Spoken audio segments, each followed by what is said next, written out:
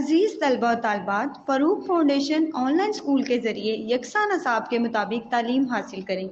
अगर हमारी वीडियोस पसंद आएँ तो चैनल को सब्सक्राइब करें और दोस्तों के साथ शेयर करें और बेल आइकन को लाजमी दबाएं ताकि आइंदा आने वाली तालीमी वीडियोस आप हासिल कर सकें। अस्सलाम वालेकुम डियर स्टूडेंट, रिकॉर्डिंग नंबर 17 के साथ फैसल यूनुस आपकी खिदमत में हाजिर है। तो प्यारे बच्चों, सबसे पहले तो एक छोटा सा मैसेज है आप लोगों के लिए कि ऑनलाइन स्कूल ऑनलाइन क्लासेस के जरिए तालीम हासिल करके आप अपने बोर्ड्स के इम्तिहान 9-10 में नुमाया मार्क्स हासिल कर सकते हैं, बल्कि पोजीशन हासिल कर सकते हैं। आप जितना अच्छा पढ़ेंगे आप उतने ही अच्छे मार्क्स लेंगे और पोजीशंस आपकी आ सकती हैं। तो हर चीज़ पॉसिबल है। आप अपने पेरेंट्स को मोबाइल फ़ोन या कंप्यूटर पर हमारी तालीमी वीडियोस के ज़रिए तालीम हासिल करने की रिक्वेस्ट करें। कोशिश करें कि डेली 1 से 2 घंटे लाजमी ऑनलाइन क्लासेस लें, और क्योंकि जब आप स्कूल जाएंगे फिर आपको कोई प्रॉब्लम नहीं होगी, आपके कॉन्सेप्ट क्लियर होंगे तो आप इजीली मार्क्स हासिल कर सकते हैं। आप free of cost online classes लें जिसकी कोई फीस नहीं है। आप जूम पर भी क्लासेस ले सकते हैं। हमारे प्लेटफॉर्म पर तमाम क्लासेस की तमाम तालीमी वीडियोस मौजूद है, तो आप उससे इस्तेफादा हासिल करें और दिल लगा कर पढ़ें। रिकॉर्डिंग नंबर 17 हम स्टार्ट करते हैं। लेक्चर नंबर हमारा है 17। Chapter number 4, structure of molecules. Last time हम जो डिस्कस कर रहे थे टाइप्स ऑफ बॉन्ड्स, जिसमें हमने 4 टाइप्स ऑफ बॉन्ड्स की थी कि आयनिक बॉन्ड, कोवलेंट बॉन्ड और कोऑर्डिनेट कोवलेंट बॉन्ड, फिर लास्ट था मेटेलिक बॉन्ड। तो हम इसको बारी बारी एक एक को हम डिस्कस करेंगे ताकि आपको आसानी हो। आयनिक बॉन्ड की तरफ आते हैं। सबसे पहला हमारा जो है आयनिक बॉन्ड। आयनिक बॉन्ड है क्या? पढ़ चुके हैं हम कि आयनिक कंपाउंड्स के दरमियान जो फोर्स होती है, जो बॉन्ड होता है, वो कौन सा होता है? Ionic bond. एक आयनिक कंपाउंड से होगा तो आयनिक बॉन्ड होगा, ठीक है। तो द एलिमेंट्स ऑफ ग्रुप 1, वो कहता है ग्रुप 1 के जो एलिमेंट्स है, the elements of group 1 and group 2 being metals, क्योंकि वो मेटल्स क्यों होती है? मेटल्स की एक निशानी है कि वो इलेक्ट्रॉन लूज कर सकती है। और ग्रुप 1 और ग्रुप 2 याद होगा कि ग्रुप 1 में कितने इलेक्ट्रॉन होते थे? आउटर मोस्ट शेल में 1 इलेक्ट्रॉन। तो यू नो वेल 1 इलेक्ट्रॉन है तो वो लूज करेगा इजीली। इसी तरह ग्रुप 2 में मैंने कहा था कि वैलेंस इलेक्ट्रॉन 2 होते हैं, यानी आखिरी शेल में 2 इलेक्ट्रॉन होते हैं, तो वो भी लूज करेगा क्योंकि 3 से कम है ना। तो इस तरह हम ये कह सकते हैं कि जो ग्रुप 1 और ग्रुप 2 वाले मेटल्स होते हैं हैव द टेंडेंसी होती है to lose their valence electron, के जो उनके आखिरी शेल के इलेक्ट्रॉन्स है उनको लूज करने की उनके अंदर सलाहियत होती है। Forming positively charge ion. जब हमें पता है कोई भी इलेक्ट्रॉन्स लूज होगा तो कौन सा चार्ज होगा? पॉजिटिव आयन आता है। वेयर एज जबकि नॉन मेटल ग्रुप्स, अगर ग्रुप 15 की बात करें, 15 से ग्रुप नंबर 17 की बात करें, ठीक है, जिसमें ऑक्सीजन आ जाता है, नाइट्रोजन, ऑक्सीजन और ये फ्लोरीन, ये 3 ये ग्रुप्स आ जाते हैं।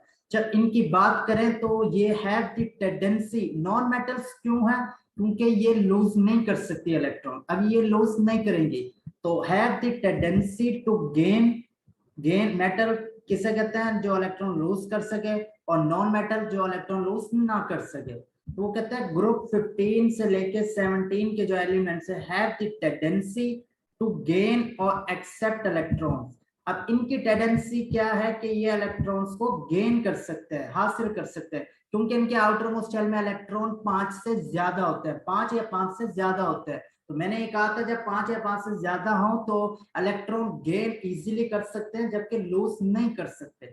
दे आर इलेक्ट्रोनेगेटिव एलिमेंट्स। जिस तरह वो इलेक्ट्रोपॉजिटिव थे, ये कौन से होते हैं? इलेक्ट्रोनेगेटिव। इनके ऊपर नेगेटिव चार्ज आ जाता है।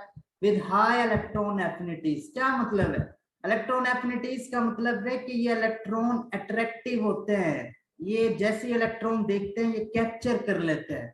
तो इनकी इलेक्ट्रॉन एफिनिटी ज्यादा और इलेक्ट्रॉन नेगेटिविटी भी ज्यादा है। इलेक्ट्रॉन नेगेटिविटी क्या थी? वो भी तो यही था कि tendency to accept share pair of electron, to attract share pair of electron. Electron affinity भी यही थी कि to add an electron in an atom is called electron affinity, ठीक है। If atom belongs to 2 different groups, अगर दो atom है और दोनों डिफरेंट ग्रुप से बिलोंग कर रहे हैं, एक मेटल से कर रहा है और एक नॉन मेटल से, तो जाहिर सी बात है एक लूज करेगा इलेक्ट्रॉन और एक क्या करेगा, गेन करेगा। जो मेटल वाला एलिमेंट होगा, जो एटम होगा, वो क्या करेगा, इलेक्ट्रॉन लूज करेगा, और जो नॉन मेटल वाला एटम होगा वो क्या करेगा, इलेक्ट्रॉन गेन करेगा। Are allowed to react. अब एक एटम ऐसा है जो मेटल है, जो इलेक्ट्रॉन लूज कर रहा है, और एक एटम ऐसा है जो इलेक्ट्रॉन गेन कर रहा है। अब उनको हम रिएक्ट करवा रहे हैं आपस में, केमिकल बॉन्ड उनके अंदर क्या हो जाएगा, बन जाएगा। फॉर एग्जाम्पल ग्रुप 1 से सोडियम है और ग्रुप 7 से क्लोरीन है, सॉरी ग्रुप 17 से है क्लोरीन, ठीक है। ग्रुप 17 से ये देखो सात इसके एंड में, तो इसका मतलब ये था कि इसके वैलेंस इलेक्ट्रॉन कितने होते हैं, 7, ये मैंने आपको बताया था। और ये ग्रुप 1 से इसका इलेक्ट्रॉन भी आखिरी शेल में 1 होता है। अब देखो ये मेटल है, ये नॉन मेटल है, अब ये दोनों आपस में क्या कर रहे हैं, रिएक्ट कर रहे हैं। तो ये कौन सा बॉन्ड बनाएंगे, आयनिक बॉन्ड बनाएंगे। क्यों, क्योंकि ये इलेक्ट्रॉन लूज करेगा और ये इलेक्ट्रॉन गेन करेगा। इसके ऊपर पॉजिटिव चार्ज आएगा और इसके ऊपर नेगेटिव चार्ज आएगा। ये जो दोनों चार्जेस हैं इनके दरमियान कौन सी फोर्सेस होगी, हमने अभी लास्ट लेक्चर में पढ़ा था, इलेक्ट्रोस्टैटिक। मैंने कहा था ना चार्जेस की बात आए तो इलेक्ट्रोस्टैटिक फोर्स, ईएफ लिख देता हूं, इलेक्ट्रोस्टैटिक फोर्स मतलब इलेक्ट्रोस्टैटिक फोर्स। तो ये हमारे थे यहां तक। अब वो कहता है ये बॉन्ड कैसे बन रहा है, तो इसकी डेफिनेशन देखो, this type of chemical bond, इस तरह का chemical bond which is formed बनता है due to complete transfer of electron. Complete transfer हो रहा है इलेक्ट्रॉन का, कहां से, फ्रॉम वन एटम से टू अनदर एटम। मैंने कहा था ना कि जो सोडियम अपना एक इलेक्ट्रॉन ये लूज कर रहा है, डेफिनेशन में यही है कि this type of chemical bond, जो ये केमिकल बॉन्ड है, which is formed due to complete transfer of electrons from one atom to another atom। यानी सोडियम से इलेक्ट्रॉन जाएगा क्लोराइड की तरफ, ऐसे ही है ना, सोडियम है इस पे इलेक्ट्रॉन किसकी तरफ जाएगा, तो कंप्लीट ट्रांसफर हो रही है, एक इलेक्ट्रॉन एक एटम से दूसरे एटम की तरफ से जा रहा है। यहाँ पर पॉजिटिव चार्ज आ रहा है और इधर नेगेटिव चार्ज। तो आयनिक बॉन्ड की हमने डेफिनेशन देख ली। The formation of sodium chloride, ये sodium chloride is a good example of this type of bond. देखो सोडियम के पास आखिरी शेल में कितने इलेक्ट्रॉन है, 1। क्लोरीन के आखिरी शेल में कितने इलेक्ट्रॉन है, 7। 1 2 3 4 5 6 7। अब ये देखो ये तो 3 से कम है तो ये इलेक्ट्रॉन लूज कर सकता है। अभी हमने स्टेबिलिटी और बॉन्ड बनने की बात की थी, तो ये आसानी से लूज कर सकता है। ये 5 से ज्यादा इलेक्ट्रॉन है इसके आखिरी शेल में, तो ये लूज नहीं कर सकता। एक लूज करना ज्यादा आसान होगा या इनमें सात में से 7 यूज करना, लूज करना ज्यादा आसान होगा, 1 यूज करना ज्यादा, क्योंकि ये एक लूज करेगा, ये इसके कॉन्फ़िगरेशन 10 हो जाएगी जो कि नियोन गैस की, ये गेन करेगा, इसके इलेक्ट्रॉनिक कॉन्फ़िगरेशन नोबल गैस वाले आर्गन के बराबर हो जाएगी, तो ये भी स्टेबल हो जाएगा और ये भी स्टेबल हो जाएगा। तो ये सोडियम का ये इलेक्ट्रॉन ट्रांसफर हो रहा है क्लोरीन पे, और इस तरह इस पे प्लस चार्ज आ जाएगा, इस तरह इसके ऊपर नेगेटिव, तो ये एक इलेक्ट्रोस्टैटिक फोर्स आएगी और ये बॉन्ड बन गया जिसको हम क्या कहते हैं, आयनिक बॉन्ड ये बन चुका है। हम देखते हैं अब इसमें डायग्राम, ये देखें मैं आपको एक डायग्राम दिखा रहा हूँ कि वही उसी को मैंने दोबारा क्लियर कर रहा हूँ कि सोडियम है, इसके इलेक्ट्रॉनिक कॉन्फ़िगरेशन है 281, आखिरी शेल में कितने इलेक्ट्रॉन है, 1। क्लोरीन की इलेक्ट्रॉनिक कॉन्फ़िगरेशन है 287, आखिरी शेल में कितने इलेक्ट्रॉन है, 7। अब ये वाला इलेक्ट्रॉन इस वाले के आखिरी शेल में ट्रांसफर हो जाएगा, ठीक है। तो यहाँ पर सोडियम की इलेक्ट्रॉनिक कॉन्फ़िगरेशन आ जाएगी 28, एक इलेक्ट्रॉन लूज हो गया, पहले 11 थे, अब इसके कितने हो जाएंगे, 10। इसलिए देखो इसके ऊपर प्लस का चार्ज आ गया है। ये देखो 3 शेल थे पहले 1 2 3, अब एक लास्ट शेल वाला इलेक्ट्रॉन लूज हो गया तो आखिरी शेल भी क्या हो जाएगा, रिमूव हो जाएगा। जब इलेक्ट्रॉन नहीं होगा तो शेल का भी क्या काम, तो ये देखो 2 शेल हो गए। अब इसके बाद 3 शेल थे लेकिन 7 इलेक्ट्रॉन थे। अब ये देखो ये ब्लैक वाला, ये जो सोडियम वाला इलेक्ट्रॉन क्लोरीन पे आ गया और इसके इलेक्ट्रॉनिक कॉन्फ़िगरेशन हो गई 288 नेगेटिव चार्ज के साथ। तो ये आयनिक बॉन्ड है, इस तरह आयनिक बॉन्ड बनता है। हम नेक्स्ट चलते हैं। वो कहता है sodium chloride is simple compound, कहता है सोडियम क्लोराइड सिंपल कंपाउंड है फॉर्म्ड बाय सोडियम का जैसे एटॉमिक नंबर 11 एंड क्लोरीन का 17। the ground state electronic configuration of these atom is shown। अब ground state का मतलब है जो उनकी असल वाली जो इलेक्ट्रॉनिक कॉन्फ़िगरेशन है ट्रांसफर से पहले वाली। देखो सोडियम के पास 11, अब सब शेल के मैंने कहा था ना इस तरह अरेंज कर लेना, फिर उनके अंदर इलेक्ट्रॉन डालते रहना। तो ये हम ये कह रहे थे कि the ground state electronic configuration of these elements वो नीचे दी गई है। अब इसके अंदर सबसे बड़ी बात यह है कि जो सोडियम है, मैंने कहा था ना इसको सब शेल के रिप्रेजेंटेशन हम ऐसे भी लिखते हैं इलेक्ट्रॉनिक कॉन्फ़िगरेशन, पहले 1s2 2s लिख दें, 2p लिख दें, 3s, फिर हमें पता है 11 इलेक्ट्रॉन हमने पूरे करने हैं, तो हम s वाले में 2 से ज्यादा नहीं कर सकते, तो 2 इधर डाल दें। सबसे पहले कम एनर्जी लेवल है ना, इस पर डाल दें। फिर 2s2 s ऑर्बिटल में 2 से ज्यादा नहीं इलेक्ट्रॉन आ सकते, तो इसलिए इधर हमने 2 लिख दिया। अब यहाँ हमारे 4 इलेक्ट्रॉन पूरे हो गए। अब 7 रह गए। अब उसके बाद है 2p। अब p के अंदर हमें पता है 6 से ज्यादा नहीं आ सकते, तो हमने 6 इलेक्ट्रॉन इसके अंदर लिख दिया। अब ये टोटल हो गए 10। अब एक बचा, वो हमें पता है आखिरी वाले शेल में, ये देखो नंबर 3 लिखा हुआ है, तो इसका वैलेंस शेल कौन सा हुआ? 3s, क्योंकि नंबर 3 है, लास्ट है, तो ये इसके अंदर, तो इसके अंदर कितने इलेक्ट्रॉन है? Just 1 electron. कितने इलेक्ट्रॉन? 1 इलेक्ट्रॉन। अब आ जाते हैं क्लोरीन पे। क्लोरीन पे भी आप ऐसे लिखते हैं 1s 2s 2p 3s 3p तक। फिर आप इलेक्ट्रॉन फिल करना शुरू करें, 1s2 2s2 2p6 3s2, और अब ये हो गए 12, और आखिरी में 3p5 17 इलेक्ट्रॉन अब आ गए। अब एक बात गौर करने की है, मैंने कहा था कि क्लोरीन के वैलेंस शेल इलेक्ट्रॉन में 7 इलेक्ट्रॉन्स हैं। आप कहोगे सर आखिरी वाला जो सब शेल है उसके अंदर तो 5 इलेक्ट्रॉन है। मेरी बात सुनो, ये थे शेल के अंदर 7 इलेक्ट्रॉन, आई समझ? ये है सब शेल। अब इसका जो वैलेंस इलेक्ट्रॉन जो होंगे वो वैलेंस सब शेल होंगे, ये 3 वाले, आई समझ? लास्ट में ये 3, क्योंकि इसकी वैल्यू 2, इसकी वैल्यू है 3, और इसकी भी वैल्यू है 3, तो इसका मतलब है ये वैलेंस इलेक्ट्रॉन्स इनके अंदर फिल है। अब आई समझ? वैलेंस इलेक्ट्रॉन, अब देखो 5 और 2 कितने हो गए? 7 इलेक्ट्रॉन हो गए, तो इसका मतलब है ये हो गया वैलेंस सब शेल, ये हो गया वैलेंस सब शेल। अब इसमें देख लो आखिरी सब शेल में कितने इलेक्ट्रॉन है? 5 इलेक्ट्रॉन है। आखिरी सब शेल में 5 इलेक्ट्रॉन है। हमें पता है p के, अब देखो s के अंदर तो 2 हैं, 2 से ज्यादा तो आ नहीं सकते, तो अब p के अंदर 5 है, एक इलेक्ट्रॉन इसी के अंदर आएगा ना, तो इसकी वैल्यू हो जाएगी 6 इलेक्ट्रॉन हो जाएंगे। तो इस तरह ये क्लोरीन अपनी एक इलेक्ट्रॉन लेके सेटिस्फाई कर देगा। तो ये बात बिल्कुल नहीं भूलना, शेल के अंदर 7 इलेक्ट्रॉन है आखिरी के अंदर, ठीक है? ये है सब शेल्स। तो ये सब शेल्स की अगर हम बात करें तो आखिरी वाला सब शेल है p5, जिसके अंदर 5 इलेक्ट्रॉन है और 1 इलेक्ट्रॉन की कमी है। लेकिन अगर हम टोटल देखें तो इलेक्ट्रॉन कितने हैं? टोटल 7 इलेक्ट्रॉन, 2 इसके पास हैं, 5 इसके पास है। तो ये वाली बात भी 7 शेल के अलग, शेल के अंदर 7 इलेक्ट्रॉन है, ये बात भी सही है। और बैलेंस सब शेल को अगर हम दोनों को जमा करें, 2 इस इलेक्ट्रॉन को 5 इसको, तो इसके अंदर भी 7 इलेक्ट्रॉन है। तो ये वाला हिस्सा वैलेंस सब शेल कहलाएगा, वैलेंस शेल कहलाएगा। ठीक हो गई बात? जिस तरह ये वैलेंस था ना 3, क्योंकि 3 के बाद 3p तो है नहीं, तो ये ही वैलेंस शेल में 1 इलेक्ट्रॉन है। तो वैलेंस शेल के अंदर अब कितने इलेक्ट्रॉन है? 5 और 2 7 इलेक्ट्रॉन बस।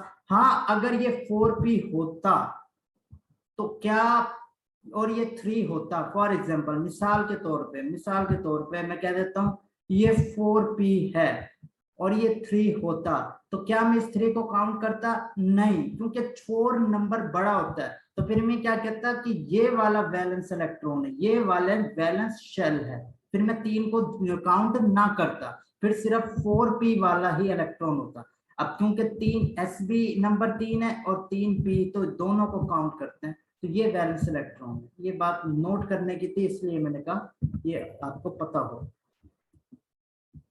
अब आ जाते हैं, the frame indicates electron in balance shell of this electron. Sodium has only 1 electron, ये हमने देख लिया, एंड क्लोरीन हैज 7 इलेक्ट्रॉन। आखिरी शेल में कितने? क्लोरीन के 7 electron. Sodium being electropositive atom element, मैंने ये बताया ना सोडियम मेटल है और ये ग्रुप 1 के पास है, तो ये इलेक्ट्रोपॉजिटिव एलिमेंट होगा या इलेक्ट्रोनेगेटिव? आप सब कहेंगे सर ये इलेक्ट्रोपॉजिटिव क्यों? क्योंकि इसने पॉजिटिव बॉन्ड में तब्दील होना है, इसलिए ये इलेक्ट्रोपॉजिटिव एलिमेंट है। Has tendency to lose electron, क्या टेंडेंसी है? ये इलेक्ट्रॉन लूज कर सकता है। जबकि क्लोरीन इलेक्ट्रॉन नेगेटिव होगा या इलेक्ट्रोपॉजिटिव? आप कहोगे सर वो इलेक्ट्रॉन नेगेटिव होगा, क्योंकि उसकी टेंडेंसी गेन करेगा वो इलेक्ट्रॉन, उसने नेगेटिव में तब्दील होना। Has the tendency to gain electron, therefore इसलिए they form positive and negative ions. वो आयंस क्यों बनाते हैं? बाय लूजिंग, लूज करके, बाय गेनिंग गेन करके electron respectively. they attain electronic configuration to the nearest noble gases की इन्होंने configuration मिलती है। जैसे सोडियम, एक इलेक्ट्रॉन लूज किया तो सोडियम प्लस हो गया। क्लोरीन ने एक इलेक्ट्रॉन लिया तो क्लोराइड नेगेटिव हो गया, ये नेगेटिव वाला साइन। फिर अब क्या होता है कि ये भी पॉजिटिव है, ये भी नेगेटिव है, यानी ये वाला पॉजिटिव और ये दो नेगेटिव। अब प्लस और नेगेटिव चार्ज ऑपोजिट चार्जेस ये आपस में अट्रैक्ट करते हैं, तो ये जब इनके दरमियान एक फोर्स आ जाती है जिससे इलेक्ट्रोस्टैटिक फोर्स कहते हैं, और ये बॉन्ड बन जाता है जिससे हम कहते हैं आयनिक बॉन्ड। या और हमने ये जब फॉर्मूला पढ़ा था केमिकल, हमने कहा था एक प्लस है एक नेगेटिव है, तो दोनों कैंसिल हो जाते हैं, तो इसे हम सीधा भी इस तरह लिख सकते हैं सोडियम क्लोराइड। ये इसने कहा है कि ये इलेक्ट्रॉन इसे लूज करेगा और ये बन जाएगा +1, यानी एक इलेक्ट्रॉन लूज किया तो +1 का साइन, और एक इलेक्ट्रॉन लिया है तो -1। ये चीज हमारी आयनिक बॉन्ड के हवाले से थी। नेक्स्ट में फिर वो इसे ही आगे डिस्क्राइब कर रहा है, मजीद इसे ही आगे कर रहा है कि by losing one electron from the outer most shell sodium becomes positive ion. वही बात कि सोडियम क्या बन जाता है? Positive ion, and it is left with 8 electrons. और इसके बाद आखिरी, क्योंकि आखिरी शेल वाला इलेक्ट्रॉन तो चला गया, तो अब इसके आखिरी शेल में आप कितने हो जाएंगे? 8 इलेक्ट्रॉन, एक शेल तो रिमूव हो गया था। In the second shell which will become valence shell, ये देखो ना 3 शेल हैं ए ऐसे, ये बल्कि मैं आपको पीछे से ही दिखा देता हूँ, ये मैंने आपको बताया है अभी करके। ये देखो ये शेल रिमूव हो गया, अब बाकी कितने शेल रह गए? 2 शेल रह गए। तो आखिरी शेल में कितना इलेक्ट्रॉन है? 1 2 3 4 5 6 7 8। स्टेबिलिटी पूरी हो रही, ऑक्टेट रोल पूरा हो रहा है, आर्गन न्यून गैस की कॉन्फ़िगरेशन पूरी हो गई। तो ये चीज बताना चाह रहा है। अब वो कहता है कि बाय गेनिंग 1 इलेक्ट्रॉन, इसी तरह क्लोरीन की बात कर रहा है। Chlorine atom now also has 8 electron. अब क्लोरीन के पास भी कितना इलेक्ट्रॉन है? 8 electron in its outer most shell and becomes chloride ion. और अब क्लोरीन बन गया क्लोराइड आयन। क्यों बन गया? क्योंकि इसने एक इलेक्ट्रॉन लिया और इसके ऊपर कौन सा चार्ज आ गया? Negative. Both of these atoms are now change into oppositely. अब वो किसमें चेंज हो गए? ऑपोजिटली चार्ज में। जैसे ये प्लस में हो गया, ये क्लोराइड नेगेटिव में। दे स्टेबलाइज देमसेल्फ। अब प्लस नेगेटिव ऐसे तो नहीं रह सकते ना, दोनों एक दूसरे को अट्रैक्ट करेंगे, स्टेबल होंगे, कंबाइन होंगे। They stabilise themself by combining with each other. आगे वही बात, एक प्लस बन गया एक नेगेटिव, अब दोनों में एक अट्रैक्टिव फोर्स आई, दोनों अब ये कंबाइन हो गए। प्लस नेगेटिव आपको पता है ऑपोजिट चार्जेस अट्रैक्ट करते हैं, पकड़ के रखते हैं due to electric force of attraction between. अब वो कहता है दे स्टेबलाइज करते हैं themselves by combining with each other due to electrostatic force of attraction. अब ये प्लस चार्ज है, ये नेगेटिव, अब ये दोनों में कौन सी फोर्स ऑफ अट्रैक्शन है? इलेक्ट्रोस्टैटिक। अब ये फोर्स इन दोनों को कंबाइन करके रखती है, इस तरह ये बन गया सोडियम क्लोराइड। आपको ये बात क्लियर हो गई है? अब हम अपना नेक्स्ट हमारा जो टॉपिक है वो है कोवलेंट बॉन्ड। एक आयनिक बॉन्ड हो गया कंप्लीट, अब हम आएंगे कोवलेंट बॉन्ड क्या होता है। कोवलेंट बॉन्ड कहते हैं the elements of group 13 to group 17। कौन कौन से एलिमेंट्स की बात कर रहा है वो? कौन कौन से ग्रुप्स की? 13, ग्रुप नंबर 13 से लेके group number 17। when allowed to react with each other, जब वो आपस में रिएक्ट करते हैं, अलाउ कहते हैं एक दूसरे आपस में रिएक्ट करते हैं, they form a chemical bond. तो वो क्या बनाते हैं? केमिकल बॉन्ड बनाते हैं by mutual sharing of their balance shell electron. पिछला वाला जो बॉन्ड बन रहा था वो बन रहा था ट्रांसफर ऑफ इलेक्ट्रॉन्स। आई समझ?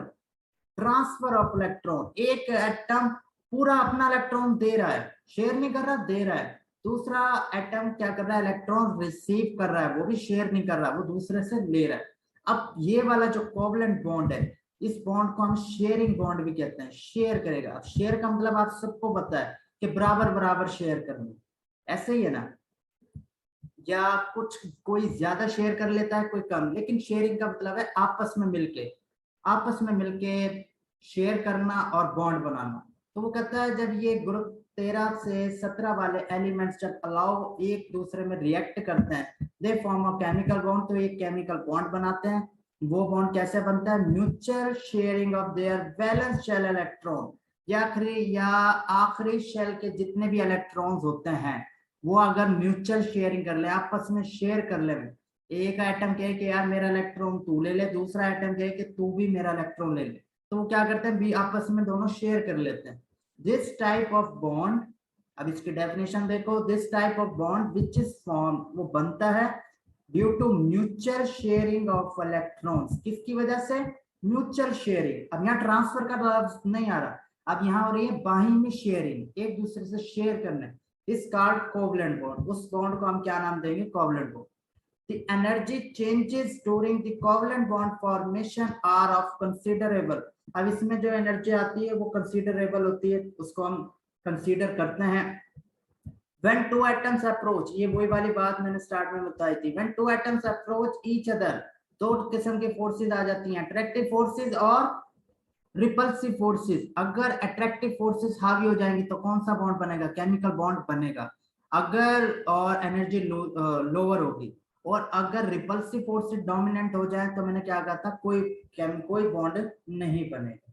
वही बात यहाँ पर इन्होंने रिपीट की।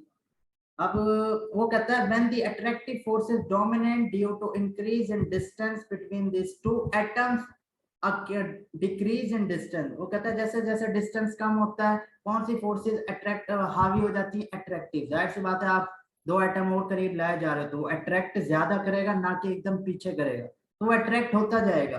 The formation of hydrogen, chlorine, nitrogen and oxygen gases are few example of this type. वो कहता है नाइट्रोजन का जो मॉलिक्यूल, क्लोरीन, हाइड्रोजन, ये सारी एग्जांपल है किसकी, कोवलेंट बॉन्ड की। ये देखो सिंपल है। अब मुझे बताओ, हाइड्रोजन के पास एक इलेक्ट्रॉन है, ये देखो ये वाला एक इलेक्ट्रॉन इस दूसरे वाले हाइड्रोजन के पास है। अब ये इसको अपना शेल कंप्लीट करने के लिए कितना इलेक्ट्रॉन चाहिए, 1 इलेक्ट्रॉन। इसको अपना शेल कंप्लीट करने के लिए कितना इलेक्ट्रॉन चाहिए, 1 इलेक्ट्रॉन। अब ये क्या करेंगे, इस पे भी एक इलेक्ट्रॉन है, इस पे, तो ये क्या कहेंगे कि यार एक इलेक्ट्रॉन मैं शेयर कर रहा हूं अपना, एक इलेक्ट्रॉन आप शेयर कर दो। उससे क्या होगा, इसने अपना इलेक्ट्रॉन इसके साथ शेयर किया तो इसके पास भी कितने इलेक्ट्रॉन हो गए, 2। ठीक है, अब इसने इसके साथ शेयर किया तो इसके पास भी कितने इलेक्ट्रॉन, 2। इसका मतलब है ये बॉन्ड बन गया, ये देखो ये कंबाइन हुआ। अब कितने इस मॉलिक्यूल पे कितने इलेक्ट्रॉन आ गए, 2। अब भाई समझ, दोनों के आउटर मोस्ट शेल फिल है, इसके पास भी समझो 2 इलेक्ट्रॉन है, इसके पास भी 2 इलेक्ट्रॉन, दोनों फिल हो गए पूरे, तो ये एक मॉलिक्यूल बन गया। यानी शेयर किया इन्होंने, हाइड्रोजन ने अपना ये वाला इलेक्ट्रॉन शेयर किया, इस वाले हाइड्रोजन रेड वाले ने ये वाला इलेक्ट्रॉन शेयर किया, तो इस तरह ये 2 इलेक्ट्रॉन आपस में शेयर हो गए।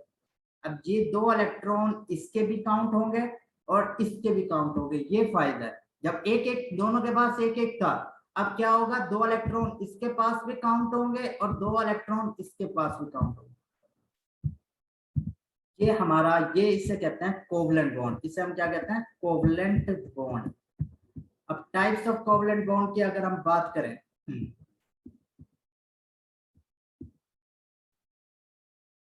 अगर मैं टाइप्स ऑफ कोवलेंट बॉन्ड की बात करें तो basically there are 3 types of covalent bond. Types of covalent bond as described above, the covalent bond is formed by, ये हमने देख लिया, mutual sharing of electrons between 2 atoms. The electrons that pair up to form a chemical bond are called bond pair electron. अभी मैंने बात बताई कि bond pair electrons में ऐसा करता हूं कि ये वाले क्या कहलाएंगे, बॉन्ड पेयर ऑफ इलेक्ट्रॉन्स। क्यों, क्योंकि ये बॉन्ड बना रहे हैं, आई समझ। इस वाले, मैं दोबारा पीछे करता हूँ, यस, ये वाले जो इलेक्ट्रॉन है इनको क्या कहलाएंगे, बॉन्ड पेयर इलेक्ट्रॉन। मैं BP लिख देता हूँ, B से बॉन्ड और P से पेयर। बॉन्ड पेयर इलेक्ट्रॉन का मतलब है इन दो इलेक्ट्रॉन ने बॉन्ड बनाया, इसलिए हम इसको क्या नाम देते हैं, बॉन्ड पेयर इलेक्ट्रॉन। अब हम स्टेप पर आते हैं, depending upon the number of bond pairs covalent bond is classified to following three type. तीन टाइप्स में हमने इनको डिवाइड किया। पहला आ जाता है सिंगल कोवैलेंट बॉन्ड, नाम से जाहिर हो रहा है एक बॉन्ड बनाएंगे, यानी एक बॉन्ड का मतलब होता है ये वाली लाइन। इस वाली लाइन का मतलब है एक इलेक्ट्रॉन एक एटम से और दूसरा इलेक्ट्रॉन एक एटम। जब भी बनता है ना, दो इलेक्ट्रॉन मिलेंगे तो बॉन्ड बनेगा। एक इलेक्ट्रॉन एक एटम से और एक इलेक्ट्रॉन एक एटम से, तो ये इस तरह सिंगल लाइन बन जाती है, जिसे हम कहते हैं single covalent bond. When one electron is contributed by each bonded atom, दो एटम है और दोनों एक एक इलेक्ट्रॉन शेयर कर रहे हैं, एक एक इलेक्ट्रॉन कंट्रीब्यूट कर रहे हैं, one bond pair is form, एक बॉन्ड पेयर बनता है और इसको हम इस वाली लाइन से सिंगल लाइन से शो करते हैं। ये इस तरह से शो करते हैं, इस ऐसे ऐसे शो करते हैं। ठीक हो गया, ये मैं सिर्फ सर्कल कर देता हूँ। तो ये सिंगल लाइन शो होती है। While drawing the structure of such molecule, the single bond pair is indicated by line। एक लाइन से जाहिर करते हैं हम इसे between two atoms। A few example उसने दिए हाइड्रोजन की और क्लोरीन की, इनकी एग्जांपल में देखते हैं। अब ये देखें, ये हाइड्रोजन, अगर मैं इसके दरमियान ये लाइन लगा दूं तो ये बन गया कोवैलेंट बॉन्ड। और ये कौन सा कोवैलेंट बॉन्ड है, सिंगल, क्योंकि सिंगल लाइन है, सिंपल। अब ये अगर आप इसको देखें, इन डायग्राम्स को मैं दिखाता हूं। हाइड्रोजन के पास एक इलेक्ट्रॉन, ये जो डॉट वाला है वो इस वाले का है। ये जो एक्स ना हमने डिफरेंशिएट करने के लिए कि ताकि फर्क लगे कि ये इलेक्ट्रॉन किसका है। एक्स वाला जो इलेक्ट्रॉन होगा वो हम इस वाले इलेक्ट्रॉन। अब देखो दोनों इलेक्ट्रॉन शेयर कर रहे हैं, इसने अपना इलेक्ट्रॉन शेयर किया, इसने अपना, तो ये बॉन्ड बन गया। अब ये बॉन्ड सिंगल बॉन्ड है क्योंकि इसमें कितने इलेक्ट्रॉन्स हैं, बॉन्ड पेयर इलेक्ट्रॉन दो, एक इसका और एक इसका। इसी तरह क्लोरीन को देख लो, क्लोरीन के पास 7 इलेक्ट्रॉन होते हैं आउटर मोस्ट शेल में। ये देखो 1 2 3 4 5 6 7, इसके पास भी 7 होते हैं। इसको दो क्लोरीन के एटम, दो 7 7। अब दोनों को एक एक इलेक्ट्रॉन चाहिए 8 8 बनाने के लिए। तो ये वाला क्लोरीन इलेक्ट्रॉन यहाँ से आएगा और ये वाला इलेक्ट्रॉन इस वाले क्लोरीन से, दोनों इलेक्ट्रॉन शेयर करेंगे कि भाई आप भी अपने 8 इलेक्ट्रॉन पूरे करो, और ये कहेगा आप भी आपने। तो इस तरह ये क्लोरीन का कोवैलेंट बॉन्ड बन जाएगा। इसी तरह हाइड्रोजन क्लोराइड, हाइड्रोजन के पास एक इलेक्ट्रॉन था, ये डॉट वाला। क्लोरीन के पास 7 इलेक्ट्रॉन थे। अब मेरी बात सुनो, क्लोरीन को भी एक इलेक्ट्रॉन चाहिए अपना शेल पूरा करने के लिए, और हाइड्रोजन को भी एक चाहिए। तो हाइड्रोजन ने अपना एक दे दिया, शेयर कर दिया, क्लोरीन ने भी अपना एक। ये जो लाइन जो आप दिख रही है ना, ये कहते हैं बॉन्ड बनाने को, ये शो कर रहा है कि ये अब शेयर हो चुका है। तो इसी तरह वाटर के भी है, वाटर के ऑक्सीजन के पास 6 इलेक्ट्रॉन थे, तो उससे 2 इलेक्ट्रॉन चाहिए पूरा करने के लिए, तो उसने एक इलेक्ट्रॉन हाइड्रोजन से शेयर कर लिया और दूसरा इलेक्ट्रॉन भी दूसरे हाइड्रोजन से। तो ये इस तरह इन्होंने ये किया है। हम आगे चलते हैं। डबल कोवैलेंट बॉन्ड क्या होता है? डबल नाम से जाहिर हो रहा है कि जो डबल लाइन आएगी, जो डबल बॉन्ड बना रहा होगा, उसे हम क्या कहते हैं, double covalent bond. Double covalent bond इसका मतलब है एक इलेक्ट्रॉन, ये मैं ऐसे बता, ये रेड वाला, एक इलेक्ट्रॉन और एक एटम से, दूसरा इलेक्ट्रॉन एक एटम से, तो ये एक सिंगल बॉन्ड बना रहा है।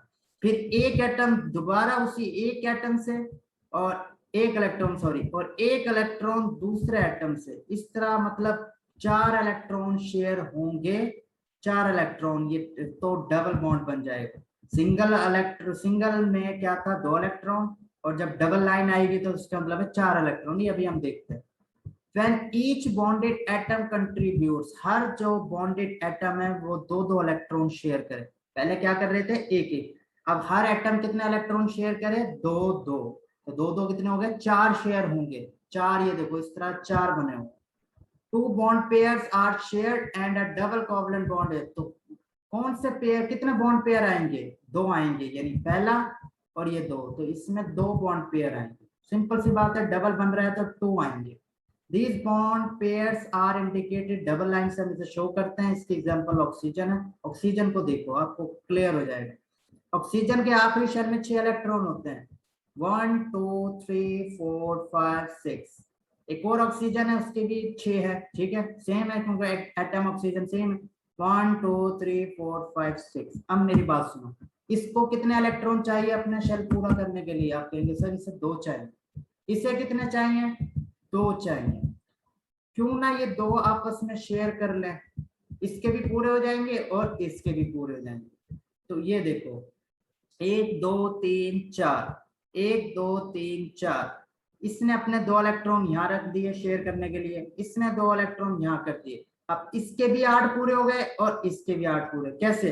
1 2 3 4 5 6 7 8, इसके पूरे हो गए 8। अब इसी तरह इसने भी अपने इस तरह पूरा किए हैं, 1 2 3 4 5 6 7 8। तो ये कहलाता है डबल बॉन्ड। अब देखो ये पहले 2 इलेक्ट्रॉन है तो उसकी एक लाइन, नीचे वाले 2 इलेक्ट्रॉन को अगर मैं इस तरह करूं तो देखो डबल लाइन बन गई, तो ये बन गया डबल बॉन्ड। यानी 2 इलेक्ट्रॉन शेयर कर रहा है एक एटम से और 2 इलेक्ट्रॉन दूसरे एटम से, इसलिए ये कौन जितने इलेक्ट्रॉन शेयर करेंगे उतने ही बॉन्ड बनेंगे। तो जैसे उसमें पिछले वाले में तो ये डबल बॉन्ड की हमें समझ आ गई कि इसके भी 2 पूरे हो गए, ये होती है शेयरिंग। अब ये किसी और से इलेक्ट्रॉन ले ट्रांसफर करे, ऐसा करे, ऐसा नहीं है पॉसिबल। इसका आसान तरीका यही है कि इसमें 2 ऑक्सीजन इलेक्ट्रॉन इससे शेयर कर लिए, इसने भी 2 ऑक्सीजन इसने शेयर कर लिए, आपस में इन्होंने बॉन्ड बना लिया। अब उसके भी 8 पूरे, उसके भी 8 पूरे। हमारा जो लास्ट है ट्रिपल कोवलेंट बॉन्ड। अब ट्रिपल का मतलब है कि हर एटम कितना इलेक्ट्रॉन देगा? 3, यानी 3 शेयर करेगा, सॉरी देगा नहीं बल्कि क्या करेगा? शेयर करेगा।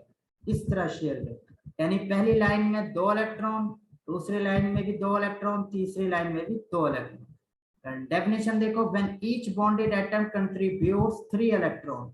हर एटम कितना इलेक्ट्रॉन कंट्रीब्यूट करे? 3 electron. 3 bond pairs are involve. 3 bond pair का मतलब है पहले वाले में 2, एक पेयर ऑफ इलेक्ट्रॉन, और पेयर का मतलब 2 होता है। दूसरे वाले में एक पेयर ऑफ इलेक्ट्रॉन, तीसरे वाले में एक पेयर ऑफ इलेक्ट्रॉन। तो टोटल कितना हो गया? 3 bond pairs are involve in bond formation. This type is called triple covalent bond. 3 small lines are used. इस लाइन से हम इंडिकेट करते हैं ट्रिपल बॉन्ड। ट्रिपल बॉन्ड है 3 लाइनें लगा दो, डबल बॉन्ड है 2 लाइन, सिंगल बॉन्ड है सिंगल। अब देखते हैं बनता कैसे। नाइट्रोजन के आखिरी जो शेल है उसके अंदर 5 इलेक्ट्रॉन होते हैं। आखिरी बार 7 है ना इलेक्ट्रॉन का, पहले वाले में 2, आखिरी में 5 बचे। अब देखो 1 2 3 4 5, 5 आ गए। अब मैंने कहा था 5 इलेक्ट्रॉन हो या 5 से ज्यादा वो गेन करते हैं, ऐसी बात है ना। तो ये गेन भी कर सकते हैं, मजे के बाद शेयर भी कर सकते हैं। अब वो इन्होंने, अब इस वाले दूसरा नाइट्रोजन, इसके पास भी 5 इलेक्ट्रॉन है, 1 2 3 4 5। इसके पास भी 5 इलेक्ट्रॉन है, 2 नाइट्रोजन। अब 5 5, इसको अपना शेल पूरा करने के लिए 3 इलेक्ट्रॉन चाहिए, इसको अपना शेल पूरा करने के लिए 3 इलेक्ट्रॉन। अभी कहाँ से लेंगे? उन्होंने कहा कि यार हम दोनों खुद आपस में ना शेयर कर लें, आपके भी 3 इलेक्ट्रॉन पूरे हो जाएंगे, मेरे भी 3 है। तो ये पहला इलेक्ट्रॉन इधर शेयर कर लेगा, दूसरा दूसरे वाले के साथ, तीसरा तीसरे के साथ। ये देखो हो गई ना शेयर। इसने अपना इलेक्ट्रॉन इस वाले से शेयर कर लिया, इसने भी इसके साथ, इसके साथ, और ये 3 बॉन्ड पेयर बन गए। पहला बॉन्ड, दूसरा बॉन्ड और ये तीसरा। इस तरह ये ट्रिपल बॉन्ड गया, शेयरिंग ऑफ इलेक्ट्रॉन। अब इसके भी 8 इलेक्ट्रॉन पूरे, इसने भी अपना 8 इलेक्ट्रॉन पूरा कर लिया, और इसने भी अपने 8 इलेक्ट्रॉन पूरा कर ली। हमने एक्चुअली बॉन्ड पूरे करना है, हमने शेल पूरा करना है। स्टेबिलिटी की हमने एग्जांपल की थी कि या लूज कर दो या गेन कर दो, और तीसरी ऑप्शन थी कि या शेयर कर लो। तो अब ये इसने ना लूज किया ना गेन किया, इसने कहा 3 इलेक्ट्रॉन मैं अपने दे रहा हूँ, 3 इस वाले के लिए। तो इन्होंने मिलके क्या कर दिया? बॉन्ड बना दिया। ये हमारी थी आयनिक बॉन्ड, कोवलेंट बॉन्ड।